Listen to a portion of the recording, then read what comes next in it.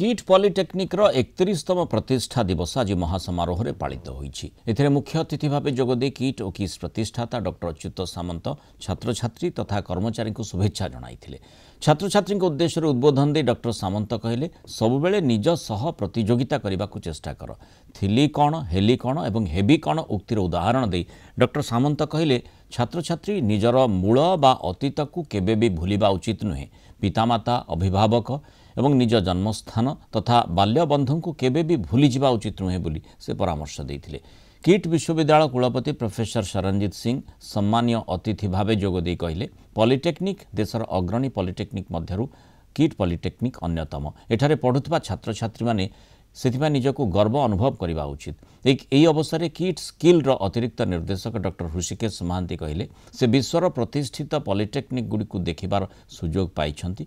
Kit polytechnic ता तुलन में यथेष्ट भल। किट निकट भविष्य एक स्किल हब हेबाकु जाउछि बोली से सूचना देथिले।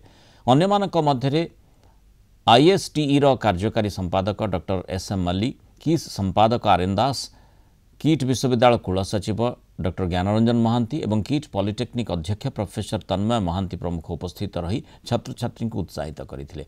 ए अवसर किट पॉलिटेक्निक वार्षिक मुखपत्र कर्मकार को अतिथि माने उन्मोचित करथिले।